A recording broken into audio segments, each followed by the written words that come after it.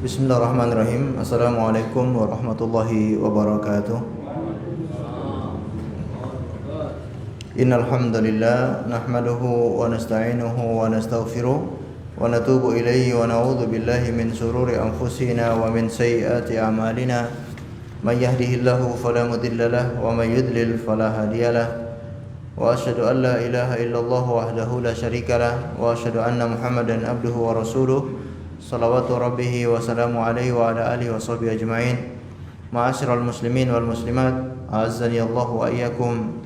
Kita terus bersyukur kepada Allah Azza wa Jal karena Allah Subhanahu wa taala masih memberikan kita kesempatan, kesehatan, taufik dan hidayah sehingga kita bisa menghadiri pengajian kita ini. Semoga Allah Azza wa Jal berkenan memberikan untuk kita semuanya ilmu yang bermanfaat sehingga bisa kita amalkan sebagai bekal untuk menghadap kepada Allah Azza wa Jalla.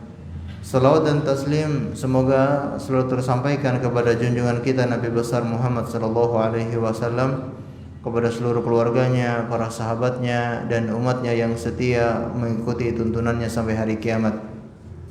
Ma'asyiral muslimin wal muslimat, a'azzani Allah wa iyyakum. Marilah kita sering dan selalu menasihati dalam kebaikan dan menasihati dalam kebenaran. Wa tawasaw bil haqqi wa tawasaw bis sabri. Fadzakir fa inna dzikra tanfa'ul mu'minin. Berilah peringatan karena sesungguhnya peringatan itu sangat bermanfaat untuk orang-orang yang beriman. Marilah kita selalu berpegang pada Al-Qur'an dan sunnah kitabullah dan sunnah Rasulnya sallallahu alaihi wasallam. Bahkan Rasulullah menganjurkan untuk kita gigit dengan gigi geraham, wa 'addu 'alaiha bin nawajid, dan gigitlah sunnahku sebagaimana kalian menggigit dengan gigi geraham, berpegang teguh dengan sangat erat, dan tidak boleh sesekali kita melepas kedua perkara ini. Karena kalau kita melepas dua perkara ini tentu akan tersesat dari jalan Allah Subhanahu wa taala. Maka dengan berpegang pada Al-Quran dan Sunnah, insya Allah kita akan terus berada di jalan yang lurus, di atas manhaj ar-Rasul, di atas jalannya Rasul dan juga jalannya para sahabat Nabi SAW. Karena tidak akan pernah ada kemaslahatan, tidak akan pernah menjadi baik umat ini sampai mereka mengikuti apa yang menjadi baik umat-umat terdahulu. Kata Imam Malik bin Anas, la yasluh hadhil ummah illa bima saluha awwaluhum. Tidak akan bisa menjadi baik umat ini sampai mereka mengikuti umat-umat sebelum mereka. Kalau kita menginginkan Islam ini menjadi Islam yang baik, menjadi agama yang disegani oleh musuh-musuh Islam, menjadi agama yang mulia, maka mustahil kita akan mencapai itu semua kecuali dengan mengikuti apa yang menjadi baik umat-umat terdahulu. Atau kita sangat ingin umat Islam ini bisa bersatu. Umat Islam bisa bersatu dan bisa mereka saling, yaitu menghargai satu sama lain, mereka saling tolong menolong di dalam kebaikan, mereka bisa bersatu agar umat Islam ini bisa kuat. Ini tidak akan mungkin bisa diwujudkan kecuali dengan apa yang menjadi baik umat-umat terdahulu. Makanya kalau kita lihat yang menjadi baik para sahabat Nabi. Para sahabat Nabi itu sebelumnya bermusuhan, bertahun-tahun turun temurun mereka saling dendam satu sama lain, dari suku ini ke suku ini, dari kabilah Aus dengan kabilah Khazraj, dengan kabilah ini dengan kabilah ini, suku ini dengan suku ini, bertahun-tahun turun temurun seperti itu terus. Tapi kenapa mereka akhirnya bisa saling berteman, akhirnya saling bersatu dan bahkan menjadi sahabat? Itu semua yang menyatukan apa? Kitabullah wa sunnatur Rasul. Al-Quran dan Sunnah itulah yang menyatukan umat Islam. Maka kita mustahil bisa menyatukan umat tanpa Al-Quran dan Sunnah. mungkin kelihatannya bersatu. Kalau orang yang pengen menyatukan umat selain Al-Quran dan Sunnah, kelihatannya bersatu, tapi pada kenyataannya mereka saling menyerang. Kelihatannya saja bersatu, atau dalam momen tertentu kelihatannya bersatu, tapi tidak akan awet. Persatuan itu mungkin karena momen tertentu saja, tidak akan pernah awet. Kemudian mereka akan saling bermusuhan karena tidak dibangun di atas Al-Quran dan Sunnah.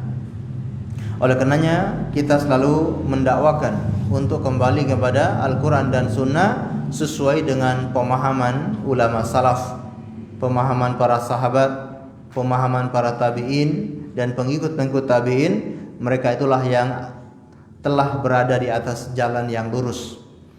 Ma'asyiral muslimin wal muslimat, a'azzani Allah wa iyyakum. Kita lanjutkan membahas kitab At-Tauhid alladzi huwa haqqullahi 'alal 'abid, yang dikarang oleh Syekh Muhammad bin Abdul Wahhab rahimahullahu taala.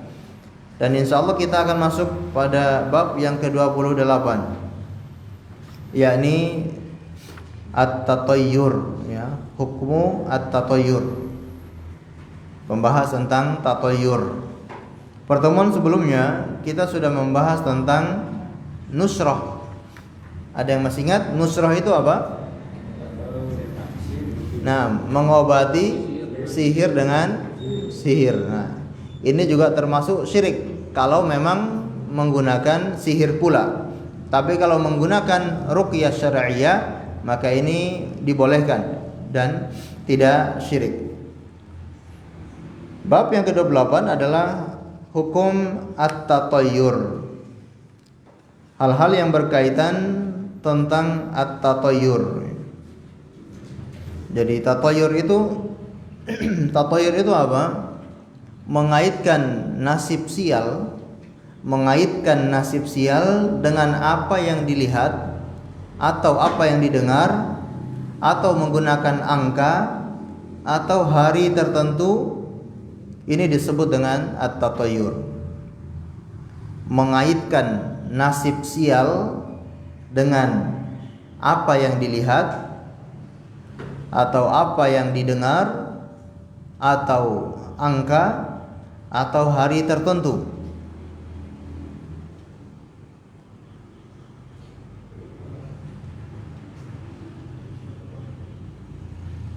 Baik. Jadi ketika melihat sesuatu tertentu, dia mengaitkan dengan nasib sial, atau mendengar hal-hal tertentu dia kaitkan dengan nasib sial, atau ketika mendapat angka tertentu dia kaitkan dengan nasib sial, atau waktu tertentu dia juga kaitkan dengan sial. Inilah tatayyur. Kalau hukum asalnya atau pengertian asalnya, at-tatayyur itu diambil dari kata-kata toir. Toir itu artinya burung. Karena masyarakat jahiliyah dahulu mereka biasanya mengundi nasib menggunakan burung. Jadi sebelum melakukan perjalanan jauh, biasanya mereka bertatoyur, mengundi nasib dengan burung. Dan ada burung-burung tertentu yang digunakan untuk mengundi nasib. Jadi tidak semua burung, hanya burung-burung tertentu saja. Misalkan mereka menyuruh orang untuk mengusir burung tersebut. Apakah burungnya lari ke kanan atau ke kiri? Kalau ke kanan mereka jadi pergi, kalau ke kiri tidak jadi pergi. Atau bahkan dia sendiri yang sebelum berangkat dia mengusir burung-burung itu. Datang ke tempat-tempat burung itu kemudian mengusir. Ya, apakah burungnya lari ke arah sini atau ke arah sana, itu dia mengundi nasib. Namun setelah itu semakin berkembang, tatayyur itu tidak hanya menggunakan burung, tapi dengan apa yang dia lihat, dengan apa yang dia dengar, dengan apa yang dia ketahui dari angka-angka, ataupun dengan waktu-waktu. Ini juga dijadikan sebagai alat untuk mengundi nasib. Jadi jangan dikira tatayyur itu hanya burung. Kalau tidak menggunakan burung berarti bukan tatayyur. Apapun itu, kalau yang dikaitkan dengan nasib sial, itulah masuk dalam kategori tatayyur. Dan tatoyur ini di masyarakat kita ternyata masih sangat banyak. Ya.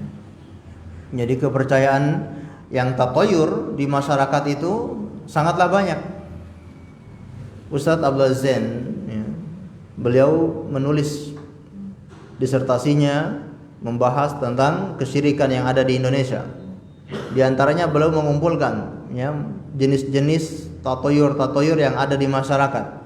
Dan tiap-tiap wilayah, tiap-tiap daerah punya tatoyur yang berbeda-beda.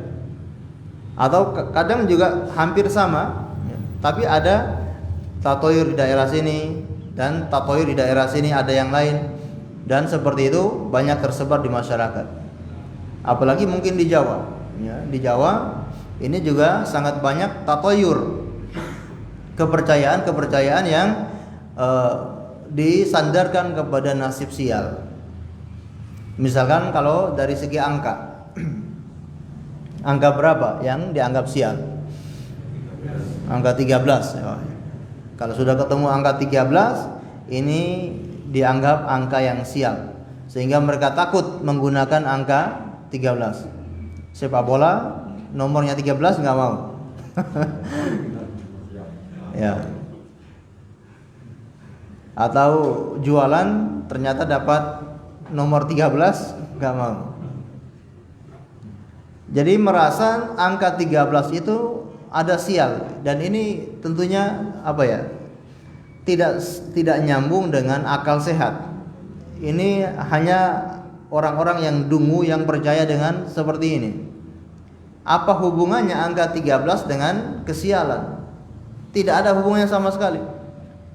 Inilah kalau orang-orang itu nasibnya dia gantungkan kepada makhluk, dia tidak akan pernah aman hidup di dunia ini. Takut mau bisnis, takut kena dimulai di tanggal yang ke-13 atau bertepatan dengan tanggal 13 was-was, kena takut sial dan seterusnya. Ini orang yang tidak punya tawakal kepada Allah Subhanahu wa taala. Tapi kalau orang yang bertauhid, mereka selalu bergantung nasibnya kepada Allah. Kesialan tidak digantungkan kepada makhluk, tapi kesialan itu datang dari Allah Subhanahu wa taala. Contoh yang lain, ya. Seperti apa? Orang yang mengalungkan handuk di lehernya, istrinya sedang hamil, kalau mengalungkan handuk di lehernya, beranggapan nanti anaknya akan terlilit oleh tali pusar. Ada yang seperti itu. Ya. Atau ada yang istrinya sedang hamil tidak boleh menyembelih hewan. Atau sama keyakinan di sini. Ya, kalau kita di sana, kalau istrinya sedang hamil tidak boleh menyembelih hewan, ayam tidak boleh menyembelih kambing ataupun apapun tidak boleh disembelih. Karena beranggapan nanti anaknya bisa meninggal. Ini tatoyur. Atau seorang gadis yang duduk di depan pintu apa? Jodohnya sulit, ya. Sulit dapat jodoh. Kok bisa gitu? Nggak ada kaitannya. Seharusnya kan mudah dapat jodoh ya. Sering dilihat sama orang, dilirik sama orang. Oh, harusnya mudah dapat jodoh. Ini kok malah sulit dapat jodoh. Atau ada yang kalau makan di depan pintu apa? Kalau nggak salah ingat, makan di depan pintu itu ada juga. Atau menyapu kalau tidak bersih. Istri seorang perempuan kalau menyapu lantai tidak bersih, nanti apa? Suaminya berewokan. Ya beneran, alhamdulillah. Nanti akhirnya akhwat-akhwat nyapunya nggak bersih biar dapat suami yang berewokan. Nah, apa hubungannya? Nggak ada hubungannya gitu. Atau ada suara burung misalkan. Ketika suara burung, diyakini ini nanti akan ada orang yang meninggal dunia. Ya. Ada suara burung tertentu, masyarakat meyakini nanti ada orang yang meninggal dunia. Dan mungkin memang beberapa kali terjadi seperti itu. Ada burung yang berbunyi di malam hari, besoknya ternyata memang ada orang yang meninggal dunia. Tapi itu bukan gara-gara burung, bukan gara-gara suara tersebut. Meninggal atau tidak meninggal itu karena takdir dari Allah Subhanahu wa taala. Mau ada suara bunyi burung atau tidak, itu tetap kalau takdirnya ya mati juga. Kalau memang belum ada yang ditakdirkan meninggal di daerah tersebut, meskipun setiap hari bunyi suara burung itu pun tidak ada yang akan meninggal dunia. Nah, ini keliru. Atau kalau suara burung tertentu juga ya, suara burung hantu, atau bahkan ada burung yang menghinggap, burung hantu yang menghinggap di rumah seseorang. Nah, ini beranggapan nasib sial dan seterusnya. Ataupun apa? Kalau ada gerimis disertai dengan panas, gerimis tapi mataharinya tetap panas, itu punya keyakinan apa? Sebagian mengatakan akan lahir anak setan ya. Jadi kalau ada gerimis kemudian panas, itu sedang lahir anaknya setan. Tahu dari mana? Ya, di rumah sakit mana itu? Siapa bidannya itu? Kadang nggak nyambung gitu ya. Nah, ada orang yang meninggal di hari Sabtu misalkan, nanti kerabat-kerabatnya yang lain juga ikut meninggal. Ya, jazakallahu khair. Atau meyakini seperti bulan Safar ya. Seperti bulan Safar, di hari tertentu di bulan Safar itu bulan yang sial. Jadi harus melakukan amalan tertentu untuk mengusir sial tersebut. Baik. Ini tentunya sangat banyak sekali keyakinan-keyakinan di masyarakat seperti itu, dan ini semua termasuk syirik. Keyakinan seperti ini tidak boleh kita percaya. Harus kita ingkari dan kita dakwahkan masyarakat agar jangan berkeyakinan demikian. Karena ini termasuk perbuatan syirik, meskipun jatuhnya itu adalah syirik kecil ya. Namun kalau sampai menganggap bahwasanya itu bisa dengan sendirinya melakukan, dengan zatnya melakukan itu, maka syirik besar. Ketika ada yang meninggal dunia, kemudian mereka berkeyakinan burung inilah yang membuat orang ini meninggal dunia, yang mematikan orang ini, burung ini yang mematikan orang ini misalkan, maka ini termasuk syirik besar. Karena yang bisa menghidupkan dan yang mematikan hanyalah Allah Azza wa Jalla. Jadi ini tentunya mengurangi tauhid. Masalah tatoir ini akan mengurangi tauhid seseorang. Oleh karenanya Syekh Muhammad bin Abdul Wahab dalam bab ini beliau mencantumkan bab tentang tatoyur ya. Dan tentunya orang yang tatoyur, tawakalnya pasti kurang, bahkan tidak ada tawakalnya kepada Allah Subhanahu wa taala. Kalau orang yang tawakalnya tidak ada, ini indikasi bukan orang-orang yang bertauhid. Kalau orang-orang yang bertauhid, mereka selalu menggantungkan urusannya semuanya hanya kepada Allah. Baik, mari kita bacakan dalil-dalil yang disebutkan oleh beliau di sini, ayat-ayat Al-Qur'an dan juga hadis-hadis Rasulullah. Monggo. Firman Allah Subhanahu wa taala, A'udzubillahi minasyaitonir rajim. Ala innama ta'iruhum indallahi walakinna aktsarahum la ya'lamun. Ketahuilah sesungguhnya kesialan mereka itu adalah ketetapan dari Allah, akan tetapi kebanyakan mereka tidak mengetahui. Al-A'raf ayat 131. Lanjut. Firman Allah Subhanahu wa taala selanjutnya, A'udzubillahi minasyaitonir rajim. Qalu ta'irukum ma'akum. Kesialan mereka itu atau keburukan yang menimpa mereka itu adalah ketetapan dari Allah Subhanahu wa taala. Allah yang menentukan siapa yang sial, siapa yang mendapatkan keburukan. Akan tetapi kebanyakan mereka tidak mengetahui. Ini tentunya adalah bantahan dan kelaparan, kekeringan.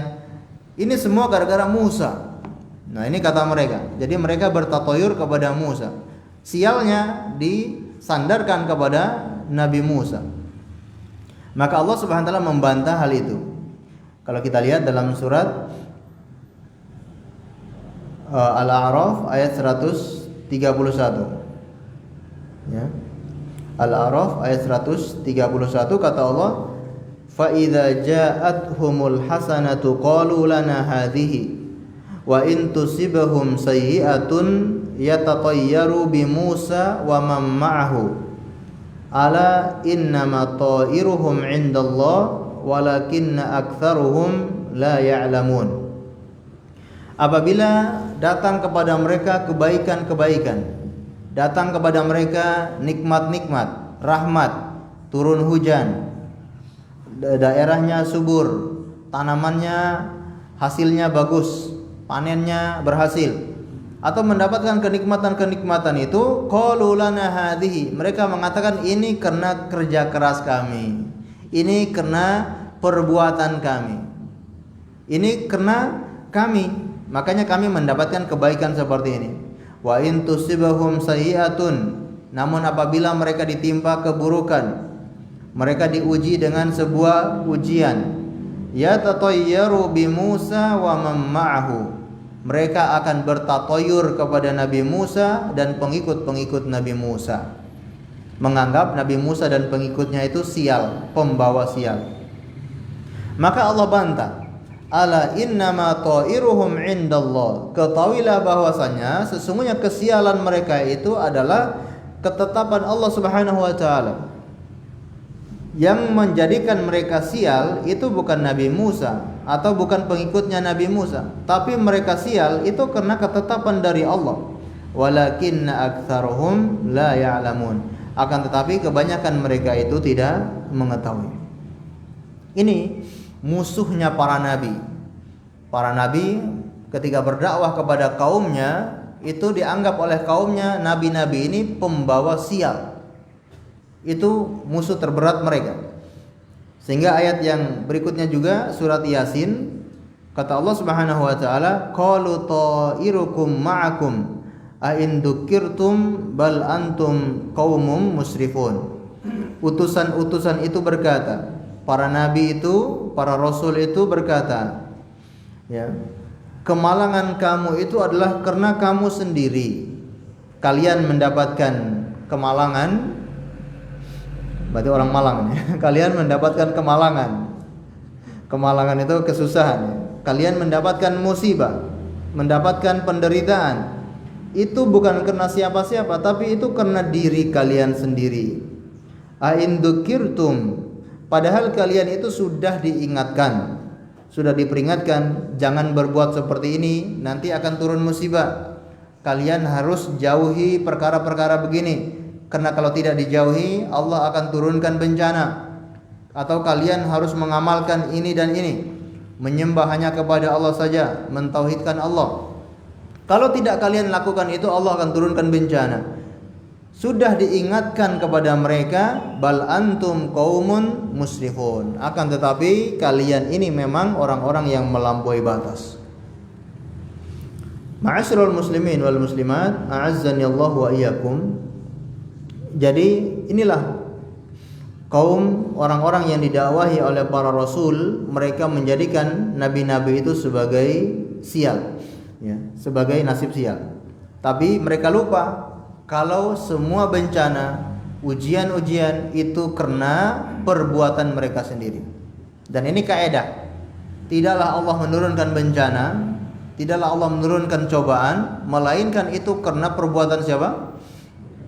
Perbuatan kita sendiri. Allah tidak akan menimpakan azab kecuali perbuatan mereka sendiri. Dhaharal fasadu fil barri wal bahri bima kasabat aydin nas. Telah tampak kerusakan di daratan dan di lautan, itu disebabkan karena perbuatan tangan manusia. Atau dalam ayat yang lain kata Allah Subhanahu wa taala, wa ma asabakum min musibatin fabima kasabat aydikum wa ya'fu an katsir. Dan tidaklah Allah menurunkan musibah itu disebabkan karena perbuatan tangan-tangan kalian, namun Allah banyak memberikan ampunan. Surat Asy-Syura ayat 30. Ma'asyiral muslimin dan muslimat yang dimuliakan oleh Allah Subhanahu wa taala, oleh karenanya baginda Rasulullah sallallahu alaihi wasallam mengatakan, ma yusibul muslimu min nasabin wala wasabin wala hammin wala huznin wala adha wala ghammin hatta syaukati yushakuhu illa kaffarallahu biha min khotoyahu.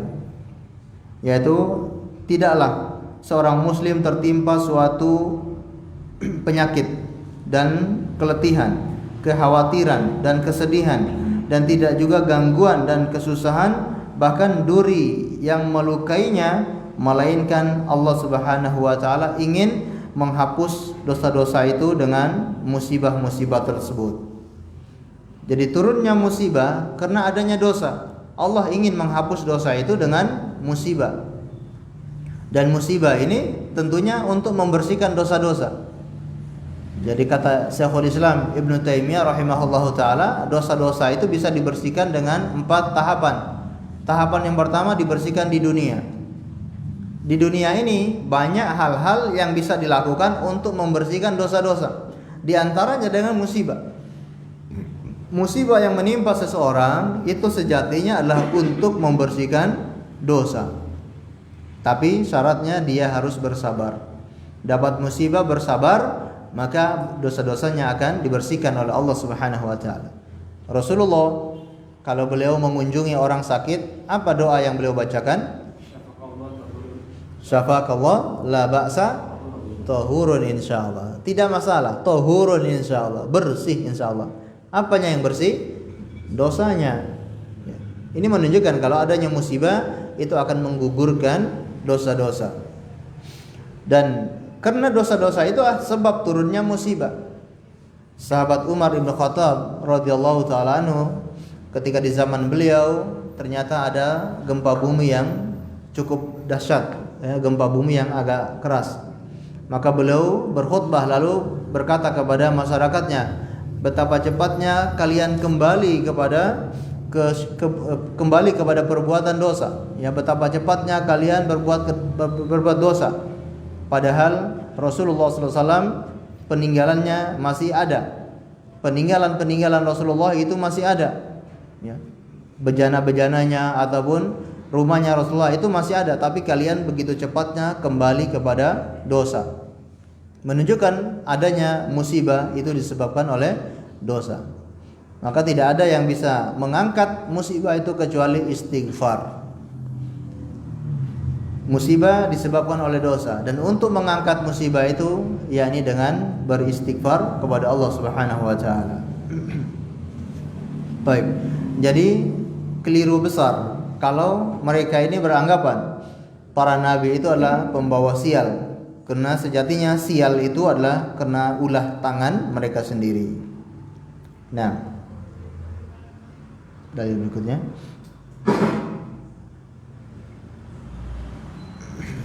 Dari Abu Hurairah radhiyallahu anhu menuturkan bahwa Rasulullah sallallahu alaihi wasallam bersabda, la aqwa wa la tiyarata wa la hamata wa la safar. Tidak ada aqwa, tiyarah, hama dan safar. Dalam salah satu riwayat Muslim disebutkan tambahan wala nau'a wala ul, dan tidak ada nau serta bul. Nah, barakallahu fiik. Berikutnya beliau membawakan hadis dari Rasulullah sallallahu alaihi wasallam, riwayat dari Abu Hurairah menuturkan bahwa Rasulullah sallallahu alaihi wasallam bersabda, la adwa wala tiyarata wala hammata wala safar. Tidak ada adwa, ya, la adwa, tidak ada adwa, tidak ada tiara, tidak ada adwa, yakni penyakit menular. Tidak ada penyakit menular.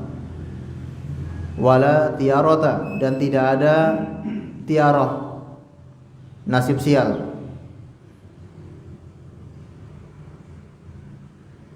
Wala hammata, tidak ada burung hantu. Suara burung hantu, ya, atau burung hantu.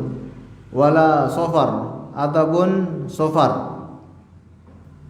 Sofar ini nanti dijelaskan, ada yang memaknai sofar itu dengan bulan sofar. Ya, ada yang memaknai sofar itu dengan penyakit gatal. Ya, penyakit gatal-gatal.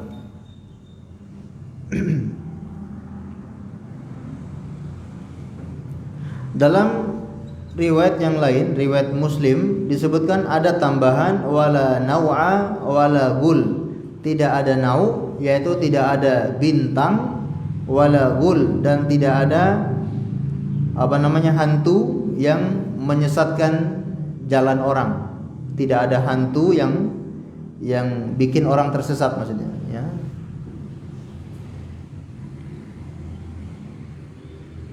Baik.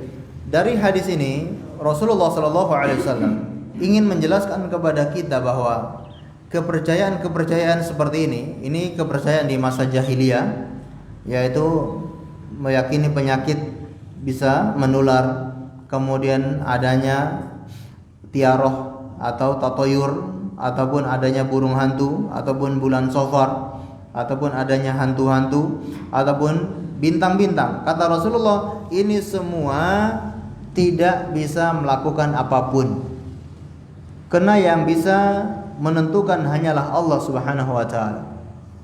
Penyakit menular, kata Rasulullah, tidak ada penyakit menular. Artinya tidak ada penyakit itu menular dengan sendirinya, melainkan penyakit ini bisa menular karena Allah yang mentakdirkan penyakit ini bisa menular. Kalau belum ditakdirkan oleh Allah, bagaimanapun orang itu berada di sebuah tempat yang di situ orang terkena penyakit semuanya, dia tidak akan pernah tertular selama-lamanya kalau Allah belum izinkan. Tapi kalau ada orang yang akhirnya tertular penyakit, berarti karena Allah mengizinkan, Allah mentakdirkan orang ini terkena penyakit tersebut yang menular. Seperti musim corona kemarin, ya, tidak menular dengan sendirinya kalau Allah tidak takdirkan. Namun kita hidup di dunia ini ada sunnatullah yang disebut dengan sebab akibat, hukum sebab akibat. Kita wajib berikhtiar mengambil sebab-sebab untuk terhindar dari penyakit-penyakit. Kita wajib mengambil sebab-sebab untuk terhindar dari bencana-bencana. Ini hukumnya wajib, berikhtiar. Tapi yang menentukan itu semua hanyalah Allah Subhanahu wa ta'ala. Baik, kemudian tidak ada tiaroh, ya, tidak ada tatoyur, dan juga tidak ada burung-burung hantu. Karena masyarakat jahiliyah meyakini kalau ada burung hantu yang menghinggap di rumah mereka, itu akan tertimpa musibah, akan tertimpa bencana, ya.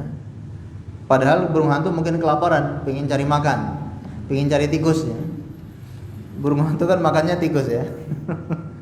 Ya, datang ke rumah-rumah, siapa tahu ada tikus gitu. Memang agak serem gitu, ya, kelihatannya. Tapi kasihan juga, mungkin dia sedang cari makan, malah dianggap macam-macam. Kasihan burung hantunya. Nah, dan yang menamakan burung hantu itu siapa, ya? Mungkin karena serem gitu, ya, jadi dinamakan burung hantu. Dan memang dari dulu masyarakat jahiliyah menganggap kalau ada burung ini itu akan membawa bencana. Baik. Wala sofar, ataupun tidak ada sofar. Tadi sofar sebagian menganggap itu bulan sofar, dianggap bulan sial. Nah, ini sebagian masyarakat menganggap yaitu di hari Rabu terakhir bulan Safar. Makanya harus ada solat untuk menolak bala. Nah, ini bid'ah. Amalan yang tidak dicontohkan oleh Rasulullah, perbuatan bid'ah, tidak boleh diamalkan. Bahkan bisa mengantarkan kepada kesyirikan. Kalau meyakini pada hari Rabu ini terakhir di bulan Safar, itu akan menyebabkan kesyirikan. Kalau meyakini ini bisa berbahaya atau bisa sial. Nah, kemudian ada tambahan lagi wala nau, tidak ada bintang-bintang. Artinya penyakit ataupun musibah ataupun hujan itu bukan disebabkan oleh bintang-bintang tertentu. Ini nanti akan kita bahas khusus bab tentang ilmu nujum, ya. Karena masyarakat jahiliyah menganggap kalau turun hujan itu berarti karena adanya bintang itu, atau adanya musim ini kemarau panjang karena adanya bintang ini. Ini tidak benar. Bisa jadi hujan turun bertepatan dengan adanya bintang tersebut, atau kemarau panjang bertepatan dengan munculnya bintang tersebut. Bukan bintang inilah yang menyebabkan hujan, bukan. Atau bukan bintang ini yang menyebabkan kemarau panjang, bukan. Maka kata beliau, wala nau'an, tidak ada bintang-bintang. Wala gul, juga tidak ada hantu, tidak ada gendruwo yang suka maling manusia, yang suka ya membawa manusia. Jadi dilarang anak-anak kecil untuk keluar pas maghrib gitu ya. Nanti akan digondol sama gendruwo. Tapi memang benar ada beberapa jin yang mencuri manusia, yang menculik ya, bukan mencuri ya, menculik manusia. Bahkan di masa Umar bin Khattab itu ada kisah seorang laki-laki yang diculik oleh bangsa jin. Kemudian beberapa tahun dia datang lagi, istrinya mengadu kepada Umar bin Khattab bahwa suaminya sudah pergi, hilang entah kemana, tidak ada kabar. Apalagi di zaman dulu tidak ada media sosial. Maka dia meminta fatwa, apakah boleh dia menikah lagi. Kata sahabat Umar bin Khattab, kalau dia sudah pergi lebih dari 2 tahun, maka boleh dia untuk menikah lagi. Wanita ini pun menikah lagi dengan laki-laki lain. Tidak disangka ternyata suaminya yang pertama tiba-tiba datang. Ternyata istrinya sudah punya laki-laki lain. Maka Umar bin Khattab, wanita ini pergi lagi kepada Umar bin Khattab untuk meminta fatwa. Kata Umar bin Khattab, engkau bebas untuk memilih. Apakah suamimu yang pertama atau suamimu yang kedua, engkau bebas memilih. Namun wanita ini memilih laki-laki yang kedua. Karena yang pertama ini udah hilang lama, terserah, udah nggak peduli lagi. Tapi ini yang menakjubkan adalah kisahnya laki-laki ini. Ditanyakan oleh Umar bin Khattab, bagaimana kejadiannya kok kamu tiba-tiba hilang? Kata dia, saya ya dalam suatu perjalanan tiba-tiba diculik oleh bangsa jin kafir. Lalu saya dibawa ke tempatnya mereka, entah alam apa itu ya, atau di hutan mana atau di lembah mana. Ini manusia ini dibawa ke alamnya mereka. Lalu terjadilah perang antara jin kafir dengan jin muslim. Begitu perang, jin muslim memenangkan peperangan, jin kafir kalah. Dan yang kalah harus ditawan. Di antara tawanannya adalah manusia, bukan bangsa jin. Lalu mereka bertanya, engkau bukan dari golongan jin, engkau dari golongan manusia. Akhirnya mereka mengembalikan manusia itu ke alam manusia. Jadi memang nyata kalau ada jin-jin yang menculik manusia, membawa kabur manusia, ini juga nyata. Ya. Allahu a'lam bishawab. Jadi kata Rasulullah, tidak ada hantu seperti ini atau hantu yang menyesatkan orang ya. Jadi ketika di padang pasir, jalannya dibikin bercabang. Jalannya dibikin bercabang. Ternyata sudah jalan jauh, nggak ada tembusannya, jalannya buntu. Atau yang lebih ngeri lagi kalau melewati jalan yang sepi di hutan dan seterusnya menggunakan kendaraan, begitu dia lewat ternyata jurang. Ini bisa-bisa fatal. Jadi begitu dia kira ini jalan aspal, begitu dia lewat ke sana ternyata masuk jurang. Dan banyak terjadi seperti itu, akhirnya kecelakaan dan seterusnya. Bukan hanya sebab sopirnya ngantuk, tapi gara-gara mungkin bisa melihat 2 jalan seperti itu. Nah, ini sebab hantu-hantu seperti ini. Nah, kata Rasulullah, tidak ada hantu ini bisa memberi pengaruh dengan sendirinya, tapi ini semua karena Allah yang mentakdirkan. Kalau Allah tidak mentakdirkan, hantu-hantu ini tidak bisa memberikan pengaruh kepada manusia. Jadi ada jin yang bisa melakukan hal-hal yang bisa menyakiti manusia, seperti jin ifrit dan yang lainnya. Ini bisa melakukan apa-apa yang bisa menyakiti manusia. Buktinya mereka bisa memindahkan singgasananya Ratu Balqis. Nah, jadi nggak benar kalau ada yang mengatakan jin itu nggak bisa menyentuh benda-benda, jin itu nggak bisa menggeserkan benda-benda. Ini nggak murni benar. Ada jin yang mampu menggeserkan benda-benda, yang bikin jadi kebakaran dan seterusnya. Ini juga bisa jadi ulah tangan jin. Makanya kita dilarang untuk selalu untuk menyalakan api kalau mau tidur. Kalau mau tidur atau mau pergi, matikan api, jangan dinyalakan. Karena takut menjadi wasilah untuk syaitan membuat kejahatan. Ya, Allahu a'lam bishawab. Nah, kita tentunya mengambil sebab untuk menghilangkan hal-hal seperti ini. Kita wajib mengambil sebab. Karena Rasulullah SAW bersabda, ya, firra minal majdum firaruka minal asad, ya, larilah dari penyakit kusta atau penyakit menular lainnya sebagaimana engkau lari dari singa. Artinya mengambil sebab. Jadi ketika ada suatu wilayah yang terkena wabah penyakit, dilarang untuk masuk ke wilayah tersebut, dan orang yang ada di dalam wilayah itu untuk tidak boleh keluar. Karena ini namanya ikhtiar. Namun yang menularkan penyakit itu semua dari Allah Subhanahu wa taala. Baik, mungkin kita bacakan penjelasan di catatan kaki tentang makna ada, tiara, hama, sofar, dan nau, dan juga gul. Mungkin bisa dibaca. Adwa, penyakitan atau penularan penyakit. Maksud sabda Nabi di sini ialah untuk menolak anggapan mereka ketika masih hidup di zaman jahiliyah bahwa penyakit berjangkit atau menular dengan sendirinya tanpa kehendak dan takdir Allah Subhanahu wa taala. Anggapan inilah yang ditolak oleh Rasulullah, bukan keberadaan penyakitan atau penularannya. Sebab dalam riwayat lain setelah di sini disebutkan wa firra minal majdumin kama tafirru minal asad, dan menjauhlah dari orang yang terkena penyakit kusta, lepra, sebagaimana kamu lari dari singa. Hadis riwayat Al-Bukhari. Ini menunjukkan bahwa penyakitan atau penularan penyakit dengan sendirinya tidak ada, tetapi semuanya atas kehendak dan takdir ilahi.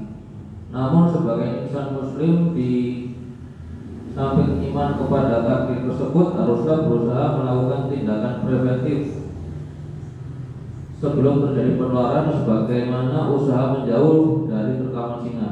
Inilah hakikat iman kepada takdir ilahi. Nah, ya, ini beliau menjelaskan, ya, atau di catatan kaki ini, bahwa seorang muslim yang iman kepada takdir harus mengambil sebab. Karena kita tahu di dunia ini ada hukum sebab akibat, ada sunnatullah yang harus dilakukan, harus dijalankan. Seperti orang yang ditakdirkan lapar, maka dia harus mencari takdir yang lain, yaitu takdir untuk kenyang.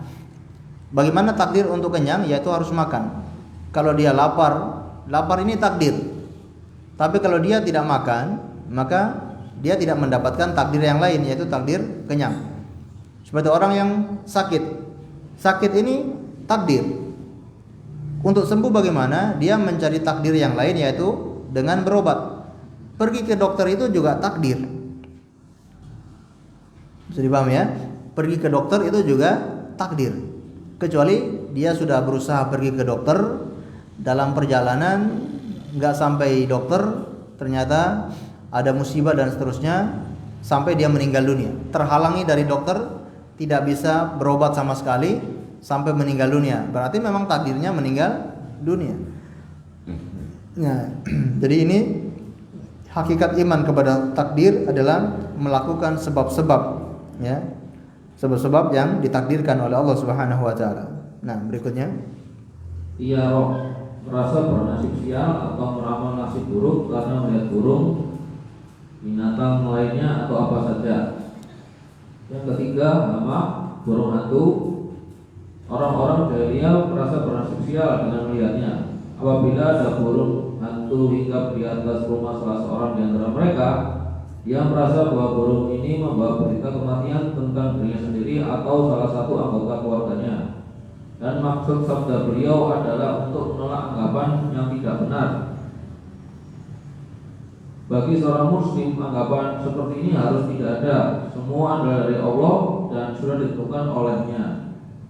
nah, Sofar, bulan kedua dalam Hijriah, yaitu bulan sudah Muharram. Orang-orang jahiliyah beranggapan bahwa bulan ini membawa nasib sial dan tidak menguntungkan.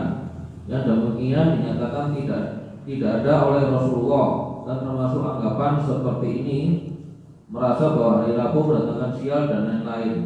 Hal ini termasuk jenis tiarah dilarang dalam Islam. Nah, ini yang kita singgung tadi ya, hari Rabu di masa jahiliyah juga mereka menganggap itu sial. Sampai di masa kita sekarang sebagian orang beranggapan hari Rabu di bulan Safar atau di hari Rabu terakhir bulan Safar itu masa sial atau waktu sial. Maka harus dilakukan ritual khusus untuk menolak kesialan tersebut. Ini tatayur, ini tiarah. Now, bintang arti asalnya adalah tenggelam atau terbitnya suatu bintang. Orang-orang jahiliyah menisbatkan turunnya hujan kepada bintang ini atau bintang itu. Maka Islam datang mengikis anggapan seperti ini bahwa tidak ada hujan turun karena suatu bintang tertentu. Tetapi semua itu adalah ketentuan dari Allah Subhanahu wa taala. Gul, hantu atau genderuwo, salah satu makhluk jenis jin. Mereka beranggapan bahwa hantu ini dengan perubahan bentuk maupun warnanya dapat menyesatkan seseorang dan mencelakakannya. Dan maksud sabda Nabi di sini bukanlah tidak mengakui keberadaan makhluk seperti ini, tetapi menolak anggapan mereka yang tidak baik tersebut, yang akibatnya takut kepada selain Allah dan serta tidak bertawakal kepadanya. Inilah yang ditolak oleh beliau. Untuk itu hadis lain beliau bersabda, idza taqawwalat lakumul gilanu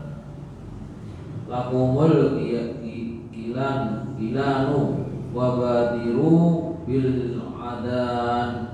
Apabila hantu beraksi menakut-nakutimu, maka serukanlah adzan. Artinya tolaklah kejahatan itu dengan berpikir menyebut Allah. Hadis ini diriwayatkan oleh Imam Ahmad dalam Al-Musnad dan didhaifkan oleh Al-Albani dalam Dhaif Al-Jami. Nah, jadi gul, hantu atau genderuwo yang bisa mencelakakan manusia. Kata Rasulullah SAW, kalau ada hantu semacam ini, genderuwo, pocong ataupun yang lainnya, maka bersegeralah untuk mengumandangkan azan. Meskipun ini hadis yang dhaif, namun sebagian ulama menganggap maknanya benar. Periwayatannya memang dhaif, tapi maknanya benar karena suara azan itu bisa mengusir syaitan. Disebutkan apabila azan itu dikumandangkan, syaitan akan lari bahkan terbirit-birit. Makanya kenapa dianjurkan setiap menjelang terbenam matahari di sore hari itu menutup pintu-pintu, menutup jendela, jangan engkau lepas binatang-binatang ternak atau jangan engkau lepas anak-anakmu untuk keluar dari rumah, karena dikhawatirkan ketika syaitan mendengar suara azan mereka lari terbirit-birit mencari tempat perlindungan. Bisa jadi masuk ke dalam tubuh manusia, bisa jadi perlindungannya mereka masuk ke dalam tubuh binatang, masuk ke dalam ember-ember, masuk ke dalam panci-panci. Ini dikhawatirkan, maka dianjurkan untuk menutup pintu-pintu, jendela, menutup bejana-bejana ini agar dikhawatirkan syaitan itu masuk. Baik, ini dari segi makna benar. Jadi azan itu bisa mengusir syaitan. Begitu lihat pocong langsung Allahu Akbar. Tapi mulutnya kaku, nggak bisa azan. Udah takut duluan. Terbata-bata azannya. Wah, ini keburu setannya dekat ini. Ya Allah. Nah, jadi lihat hantu langsung azan, nggak usah kabur. Kalau kabur setannya malah seneng gitu. Nah, ini juga anggapan sebagian masyarakat yang takut dengan hantu-hantu seperti itu. Kita umat Islam itu nggak perlu takut dengan setan, nggak perlu takut dengan hantu. Takut hanya kepada Allah. Setan, hantu, pocong, genderuwo tidak bisa memberikan mudarat kepada siapapun kalau memang tidak diizinkan oleh Allah Subhanahu wa taala. Semua kemudaratan itu karena atas izin Allah. Maka nggak perlu takut. Ya. Nah, Allahu a'lam bishawab. Berikutnya kita lanjutkan hadis beliau yang dibawakan di sini. Al-Bukhari dan Muslim meriwayatkan pula dari Anas radhiyallahu an, Dia berkata Rasulullah SAW bersabda, la adwa wa la tiara wa yuhdikunil fa'lu qalu wa mal fa'l qala kalimatu thayyibah. Tidak ada adwa dan tiara, tetapi aku kagum kepada al-fa'l, dalam kurung optimis. Para sahabatnya bertanya, apa itu al-fa'l? Beliau menjawab, yaitu kalimat thayyibah atau kata-kata yang baik. Nah, Al-Bukhari dan Muslim meriwayatkan dari Anas bin Malik, Rasulullah sallallahu alaihi wasallam bersabda, la adwa wa la tiarata wa yu'jibunu al-fa'lu. Tidak ada penyakit menular, tidak ada tatayur. Wa yu'jibuni al-fa'lu. Yang menakjubkanku, yang saya sukai adalah al-fa'lu, yaitu optimis. Qalu wa ma al-fa'lu. Para sahabat bertanya, apa itu al-fa'lu wahai Rasulullah? Qala al-kalimatu thayyibah, yaitu kalimat-kalimat yang baik. Harus optimis. Kalau mengucapkan sesuatu, ucapkan kalimat-kalimat yang punya dampak baik. Jangan bilang, aduh nanti saya akan sakit, nanti saya akan dapat bencana, nanti saya. Ini kalimat yang bukan optimis. Rasulullah sangat suka kalimat-kalimat yang optimis. Ketika ada orang yang sakit, oh insya Allah sebentar lagi sembuh, insya Allah sebentar lagi sehat. Ini kalimat yang optimis. Jadi itu yang disukai oleh Rasulullah SAW, dengan ucapan-ucapan yang penuh dengan motivasi, ucapan yang penuh dengan optimis, yang penuh dengan kabar gembira. Ini yang disukai oleh beliau. Termasuk diantaranya adalah Rasulullah senang ketika mendengar ada nama-nama orang yang baik. Mendengar nama-nama orang yang baik, beliau senang. Karena dari nama itu menandakan orangnya optimis. Ini juga anjuran kepada kita ketika memberi nama-nama anak, kita beri nama-nama anak yang baik, yang mengandung optimis. Ya. Disebutkan Rasulullah Shallallahu Alaihi Wasallam di saat perjanjian Hudaybiyah, orang-orang kafir mengutus utusan, yaitu Suhail bin Amr, mengutus utusan untuk melakukan perjanjian Hudaybiyah, orang yang bernama Suhail bin Amr. Ketika mendengar namanya dan namanya Suhail, Suhail itu artinya apa? Mudah, ya, namanya Sahal, Suhail. Maka kata Rasulullah, sahula alaikum amrokum, semoga urusan kalian dimudahkan. Jadi beliau senang, meskipun itu orang kafir, kalau namanya baik, beliau senang. Bahkan beliau ikut mendoakan, sahula alaikum amrokum, semoga Allah memudahkan urusan kalian. Disebutkan juga, ya, dalam sebuah hadis dari Buraidah, bahwasanya Nabi Shallallahu Alaihi Wasallam kana la yatari min syai, beliau tidak pernah menganggap nasib sial sedikit pun. Wa kana idza ba'atha 'amilan sa'ala an ismihi, beliau kalau ingin mengutus seorang pegawai atau mengutus seorang pekerja untuk melakukan sesuatu, maka beliau terlebih dahulu bertanya tentang namanya. Ya, siapa nama Anda? Fa idza a'jabahu ismuhu fariha bihi. Apabila namanya itu membuat beliau suka, beliau terlihat sangat suka dari wajah beliau, terlihat senang kalau mendengar ternyata namanya nama yang bagus. Sebaliknya, ya, waruya bi syarrin dzalika fi wajhi wa in kana karhi ismuhu waruya karihatu dzalika fi wajhi. Dan apabila kalau mendengar ternyata namanya itu nama yang tidak bagus, nama yang tidak optimis, ya. Namanya apa? Namanya apa? Sulit misalnya. Ada orang namanya sulit. Namanya Sukar. Nah, ini Sukar, nggak tahu Sukar itu bahasa Jawa atau bahasa Indonesia. Kalau bahasa Indonesia berarti kan sulit, ya. Namanya Sukar, ya. Iya, namanya ribut. Namanya apa? Kotor, ya. Resek, ya. Atau namanya apa? Cikra. Nah, ini kan nama-nama yang nama Cikra, ya. nama yang tidak mengandung optimis gitu ya. Maka beliau terlihat dari wajahnya nggak suka. Tapi tetap beliau akan kirimkan untuk melakukan kegiatan. Beliau kirimkan untuk bekerja dan seterusnya. Tapi beliau terlihat nggak suka dari mendengar namanya itu. Karena nama itu kan bentuk optimis. Orang tuanya pengen anaknya nanti seperti apa ya. Namanya Sudais, pengen anaknya jadi imam Masjidil Haram. Tapi jangan Sudais ya, Abdurrahman. Kan namanya Abdurrahman. Namanya Malik Salman. Ada Malik Salman. Biar menjadi seorang raja. Nama Abdullah, Abdurrahman ya. Ini nama-nama yang terpuji, nama-nama yang bagus. Berikutnya Abu Dawud meriwayatkan dengan sanad sahih dari Uqbah bin Amir, ia berkata, tiarah disebut-sebut di hadapan Rasulullah Shallallahu Alaihi Wasallam, maka beliau pun bersabda, yang paling baik adalah faal, dan tiarah tersebut tidak boleh menggagalkan seorang muslim dari niatnya. Apabila salah seorang di antara kamu melihat sesuatu yang tidak diinginkannya, maka hendaklah berdoa, Allahumma la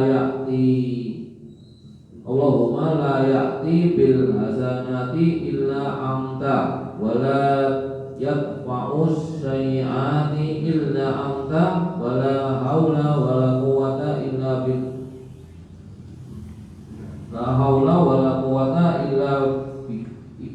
bika. Ya Allah, tidak ada yang dapat mendatangkan kebaikan kecuali Engkau. Tidak ada yang dapat menolak keburukan kecuali Engkau, dan tidak ada daya serta kekuatan kecuali dengan pertolongan-Mu. Nah, barakallahu fiik.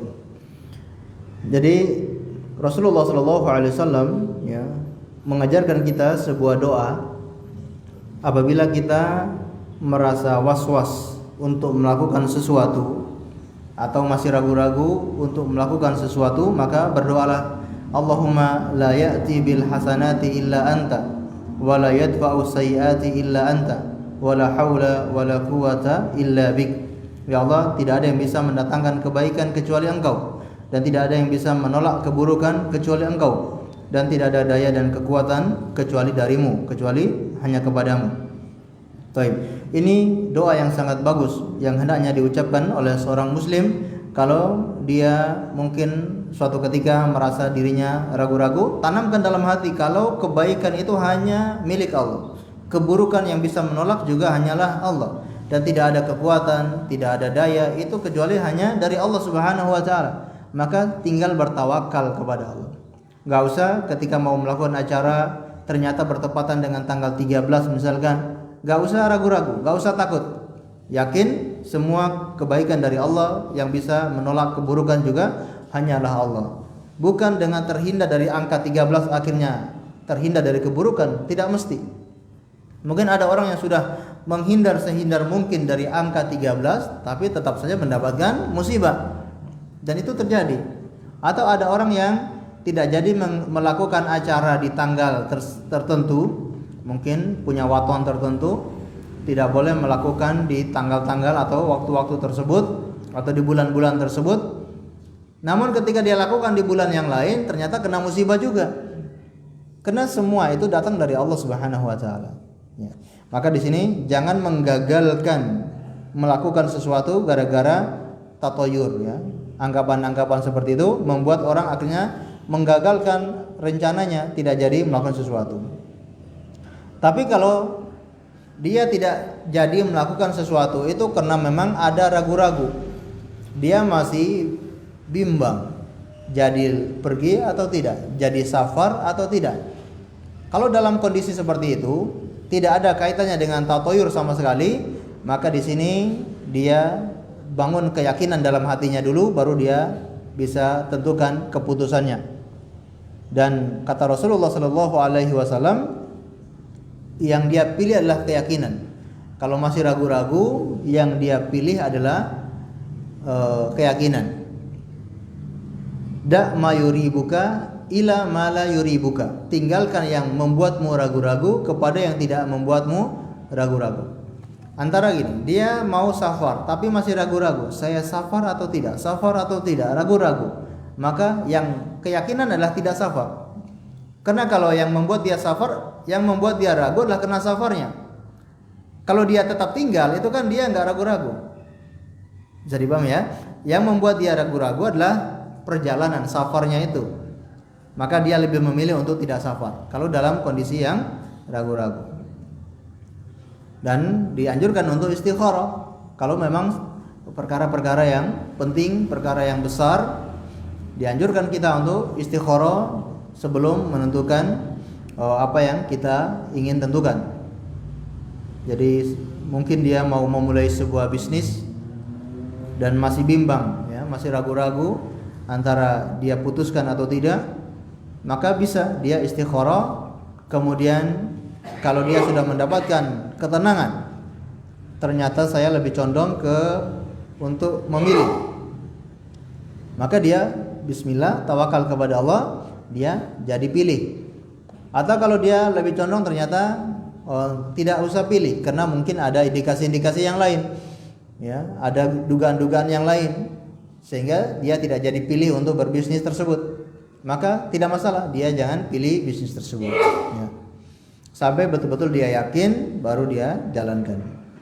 Jadi tidak boleh kita selalu ada ragu-ragu ya. Yang ada hanyalah keyakinan. Da mayuri buka, tinggalkan yang meragu-ragukan. Begitupun mau mencari jodoh dan seterusnya, mau menikah, mungkin orang yang masih ragu-ragu, maka tinggalkan, enggak perlu dilanjutkan kalau masih ragu-ragu. Allahu a'lam bishawab. Nah, Abu Dawud meriwayatkan pula hadis marfu dari Ibnu Mas'ud radhiyallahu anhu. Atiyaratu syirku atiyaratu syirku wa ma minna illa walakinna Allah yudhibuhu bitawakul. Tiara adalah syirik dan tiada seorang pun di antara kita kecuali telah terjadi dalam hatinya sesuatu dari hal ini. Hanya Allah yang menghilangkannya dengan tawakal kepadanya. Hadis ini diriwayatkan juga oleh At-Tirmidzi dengan dinyatakan sahih dan kalimat terakhir tersebut dijadikan sebagai ucapan dari Ibnu Mas'ud. Jadi ada ucapan dari Ibnu Mas'ud radhiyallahu anhu dan ini dihukumi marfu', yaitu sampai kepada Rasulullah, hukum tiarah. At-tiaratu syirkun. Bahkan diulang lagi, at-tiaratu syirkun.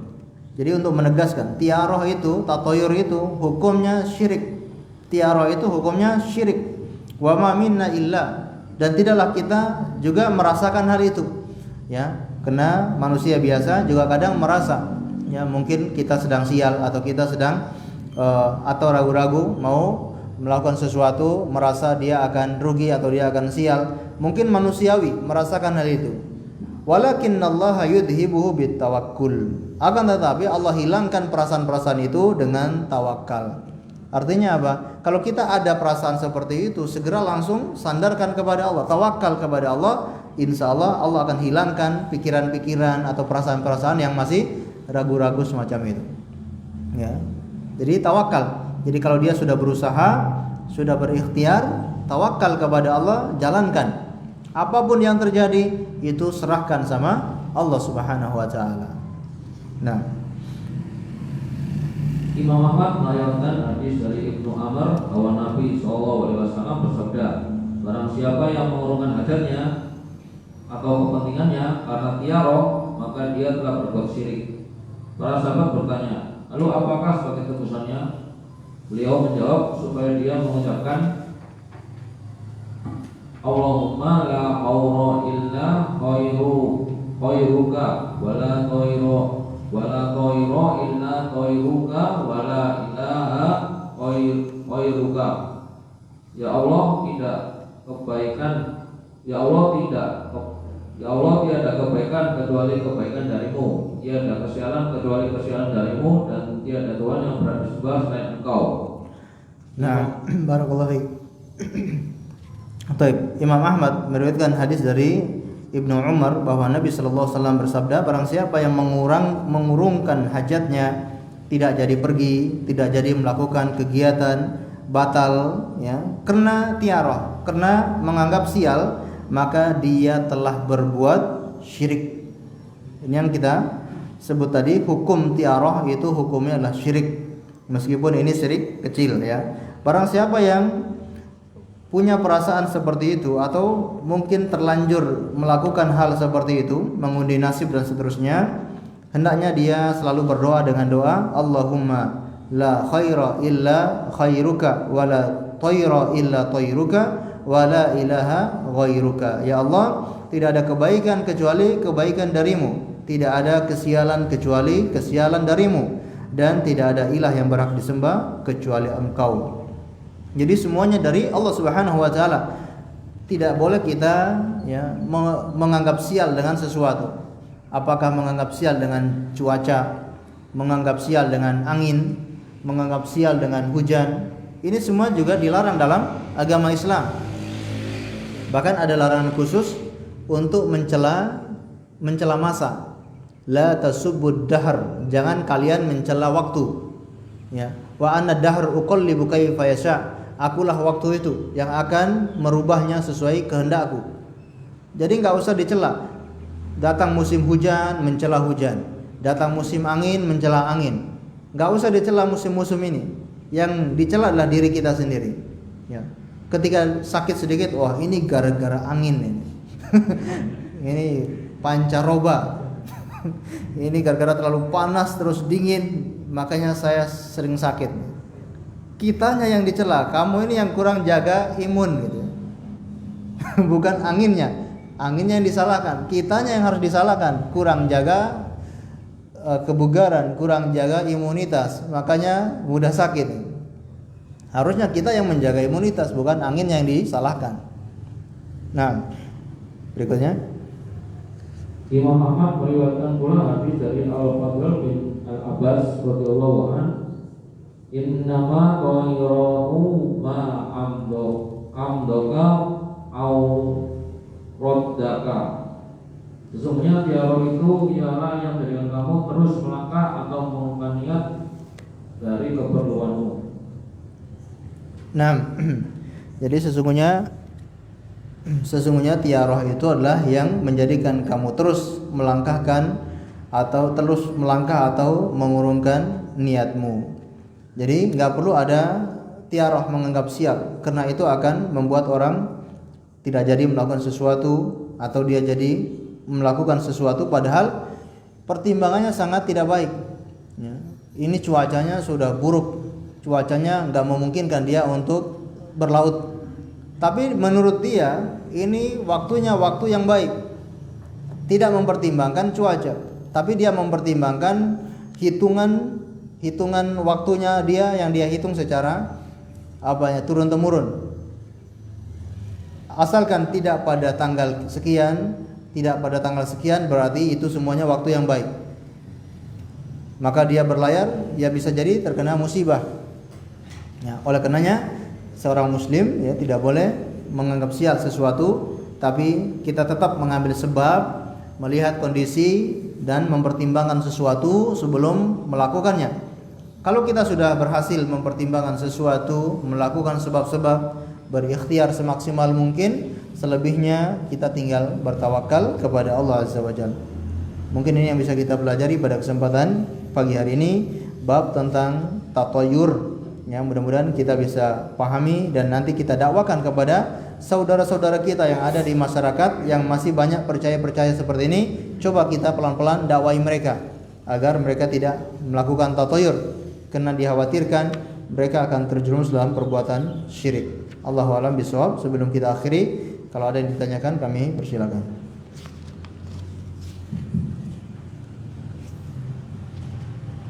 Assalamualaikum Ustaz. Waalaikumsalam warahmatullahi wabarakatuh. Monggo. Tiba pertanyaan, bila mimpi buruk misalnya dibakar lalu dia menganggap akan ada keluarga yang meninggal, apakah itu termasuk tatayur? Bila mimpi buruk seperti dibakar atau keluarganya ada yang meninggal dunia. Seperti itu ya? Giginya patah. Mimpi giginya patah. Apakah ada keluarga yang meninggal dunia? Taib, ini juga tatoyur ya, tidak ada landasannya sama sekali ya, tidak ada landasannya sama sekali.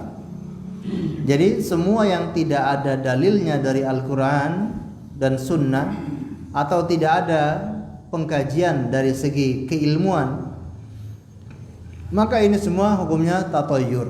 Kecuali kalau itu sudah ada pengkajian secara ilmiah. Memang hadisnya tidak ada, ayatnya juga tidak ada, tapi ada pengkajian secara ilmiah yang membuktikan kalau kejadian ini karena sebabnya seperti ini, maka itu bukan tatoyur. Contoh misalkan, kalau hewan-hewan turun ke kampung berarti gunung akan meletus. Ini bisa dikaji secara ilmiah. Kenapa hewan-hewan ini turun ke kampung? Ya, karena mereka merasakan di gunung itu sedang tidak baik-baik saja. Maka mereka pergi meninggalkan hutan, turun ke kampung-kampung. Nah, ini bisa diyakini karena sesuai dengan pengkajian ya. Ataupun ya pengkajian cuaca seperti yang dilakukan oleh BMKG, bukan GMT ya. BMKG. Nah, ini sesuai dengan prediksi dan pengkajian secara ilmiah. Ini boleh kita percaya dan bukan termasuk tatoyur, namun tidak mesti 100%. Jangan kita meyakini 100% akan terjadi seperti itu, tidak boleh. Ya, ini hanyalah bantuan ataupun wasilah untuk kita menjaga-jaga. BMKG sudah menentukan kalau akan terjadi musibah bencana seperti ini, maka ini menjadi persiapan bagi kita untuk berjaga-jaga dan seterusnya. Ya, Allahu a'lam bishawab. Jadi bukan tatoyur kalau yang seperti itu. Tapi kalau mimpi giginya patah ataupun giginya copot ya, kalau keluarganya meninggal dunia. Nah, ini ada seorang raja yang bermimpi giginya yang depan patah semua. Dia datangkan para tukang ramal. Ya, tukang takbir mimpi. Orang yang pertama mengatakan, "Kamu keluarganya akan meninggal semua." Rajanya marah, langsung dipenjara. Orang ini langsung dipenjara. Datang orang yang kedua, "Apa takwil mimpi saya ini? Kalau gigi depan saya ini patah semuanya." Ya, kata peramal ini, "Keluargamu akan meninggal semuanya di hadapan engkau, wahai raja." Wah, lebih marah lagi dia. Wah, kamu harus dipenjara. Datang orang yang ketiga, "Apa takwil mimpi saya ini?" Dia mengatakan, "Bergembiralah wahai raja, kamu ternyata orang yang paling panjang umurnya dibanding keluarga-keluargamu." Wah, senang raja. Langsung dikasih hadiah dan seterusnya. Ini cerita bukan tentang benarnya mimpi tersebut, tapi cara mengungkapkan. Jadi ini untuk cara mengungkapkan. Kalau orang maknanya sama, tapi cara mengungkapnya itu beda, hasilnya juga jadi beda. Padahal maknanya sama. Semua keluarganya akan meninggal di depanmu. Engkau akan melihat semua keluargamu meninggal di depanmu. Tapi diungkapkan dengan engkau umurnya lebih panjang daripada keluargamu. Ini cara mengungkapkannya ini. Ya. Ya. Allahu a'lam bishawab. Satu lagi Ustaz. Monggo.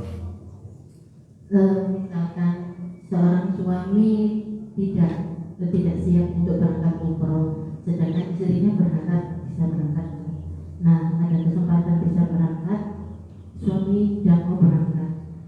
Nah, apakah boleh istri itu berangkat sendiri, sedangkan anak-anak juga belum siap?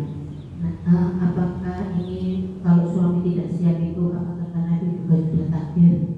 Kalaupun istri juga tidak jadi berangkat itu juga takdir.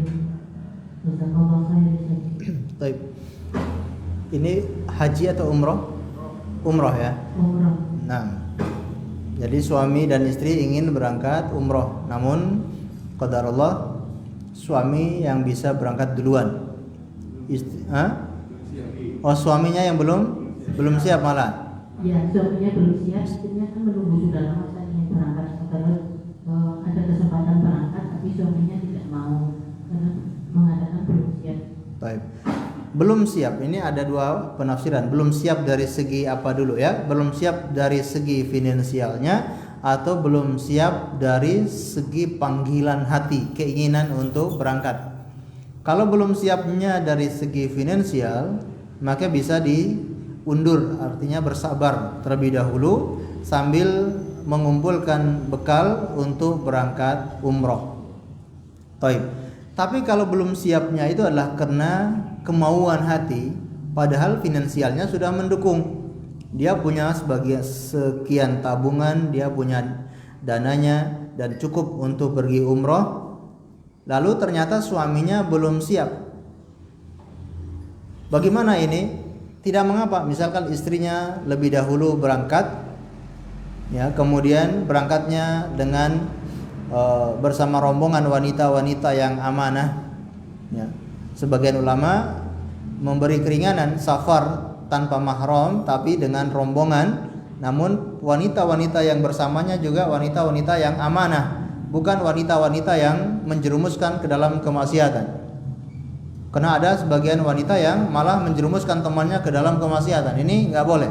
Tapi kalau wanitanya insya Allah soleh, wanitanya juga sudah paham agama, dan ditambah lagi dengan aman di dalam perjalanan, aman dari fitnah. Misalkan ini si wanita sudah umurnya di atas 40 tahun, ya. Artinya dia paling tidak aman dari fitnah. Kalau dia masih muda, ya itu kan masih ada fitnah. Tapi ini umur di atas 40 tahun, otomatis ya kemungkinan dia ada sedikit aman dari fitnah. Apalagi ditambah lagi berjalan dengan perempuan-perempuan yang amanah, yang saling mengingatkan, yang saling menasihati. Ini diberi keringanan oleh para ulama. Jadi tidak mengapa seorang wanita ini pergi umroh duluan bersama rombongan yang amanah, kemudian mendoakan suaminya dan keluarganya yang lain untuk ikut bisa umroh. Karena kadang orang itu nggak bisa pergi umroh, nggak bisa pergi ke Ka'bah, ke Baitullah gara-gara belum ada panggilan hati. Padahal uangnya bertumpuk-tumpuk, tabungannya masya Allah banyak sekali, tapi untuk menjalankan umroh itu sulit sekali. Nah ini tentunya hidayah, panggilan dari Allah Subhanahu Wa Taala. Jadi tidak masalah istri boleh duluan. Anak-anaknya belum siap, maksudnya masih kecil ya, atau belum mengizinkan ya. Kalau anak-anaknya belum mengizinkan, ini bukan menjadi alasan untuk dia tidak pergi umroh, karena umroh itu ibadah yang harus dia jalankan. Kecuali kalau memang kondisinya tidak memungkinkan seorang wanita ini pergi sendirian, dia punya riwayat penyakit tertentu, atau dia punya kondisi yang memang nggak bisa dibiarkan sendirian, kecuali harus ada orang yang memperhatikan dan melayani. Nah kalau punya riwayat-riwayat seperti ini, tidak masalah anak-anaknya mencegah untuk tidak berangkat. Tapi kalau semua tidak ada, tidak mengapa dia berangkat. Allahu a'lam bishawab.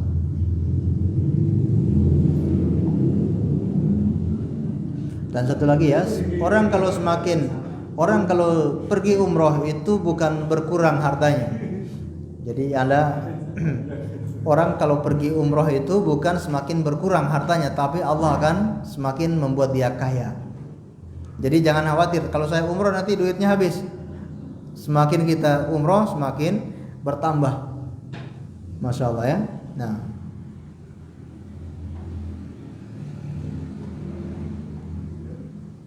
ada yang lain atau sampun? Monggo.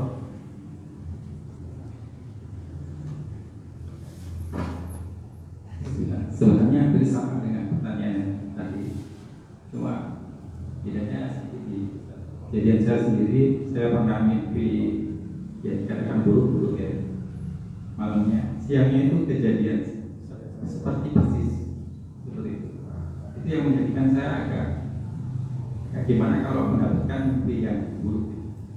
Jadi sebaiknya langkah seperti apa? Baik. Optimisnya tadi Rasulullah SAW sangat suka dengan perkara-perkara yang mengandung optimis. Ketika kita mimpi buruk, walaupun sebelumnya kita pernah terjadi mimpi buruk di malam hari, besoknya terjadi atau bahkan berulang-ulang. Kalau mimpi seperti ini akan terjadi seperti ini. Ada yang seperti itu. Kalau dia mimpi ini akan terjadi begini-begini. Walaupun berulang-ulang seperti itu, tidak boleh itu dijadikan sandaran. Kalau kita mimpi buruk, maka tawakal kepada Allah, berlindung kepada Allah Subhanahu wa taala. Ya, jangan malah cemas, jangan malah takut, enggak boleh. Kita mimpi buruk di malam harinya, besoknya atau ketika bangun harus optimis dan harus tawakal kepada Allah. Serahkan, yang bisa mendatangkan keburukan hanyalah Allah, yang bisa mendatangkan manfaat hanya Allah. Bukan mimpi saya yang mendatangkan keburukan, bukan. Jadi tawakal kepada Allah, tapi tetap mengambil sebab, yaitu berlindung, berdoa, minta petunjuk kepada Allah, ya, atau mencegah hal-hal yang lain. Contoh misalkan, ya, dia mimpi kebakaran, ya. Orang ini mungkin terkenal kalau dia mimpi buruk pasti terjadi, beneran terjadi. Contoh dia mimpi kebakaran, maka besok harinya ya dia berdoa minta perlindungan kepada Allah, kemudian berusaha mencegah, ya, jangan sampai terjadi seperti yang dia mimpikan itu. Dia cek semua kompornya, dia cek apa yang perlu, yang bisa menyebabkan terjadinya kebakaran, itu dicek semuanya. Itu nggak masalah, ini bagian daripada sebab, ya. Tapi tidak boleh kita jadikan mimpi itu sebagai sandaran, ya, yang bikin kita cemas, takut, ini nggak boleh. Atau dia mau berangkat, jadwalnya dia besok mau berangkat, malam harinya mimpi dalam perjalanan mobil kecelakaan. Apakah dia jadi pergi atau nggak jadi pergi? Mau jadi pergi atau enggak ini? Dan terkenal dia sebelum-sebelumnya kalau mimpi sesuatu yang buruk pasti terjadi. Kira-kira mau jadi pergi atau enggak? Tetap silakan pergi, ya. Silakan pergi dengan selalu ikhtiar, tawakal kepada Allah. Adapun nanti di tengah jalan ternyata terjadi beneran, ya ini sudah takdir dari Allah Subhanahu wa taala. Enggak perlu ditakutkan. Udah tahu kalau dia malamnya mimpi kecelakaan, pas nyetirnya wah udah ugal-ugalan. Nah ini beneran dia malah membenarkan mimpinya. Ini malah keliru. Allah alam bisawab. Nah, sambun. Baik. Kalau sudah, kita akhiri dengan membaca doa kafaratul majlis. Subhanakallahumma bihamdika asyhadu an la ilaha illa anta astaghfiruka wa atubu ilaik. Wa sallallahu ala nabiyyina Muhammadin wa ala alihi wasallam. Assalamualaikum warahmatullahi wabarakatuh.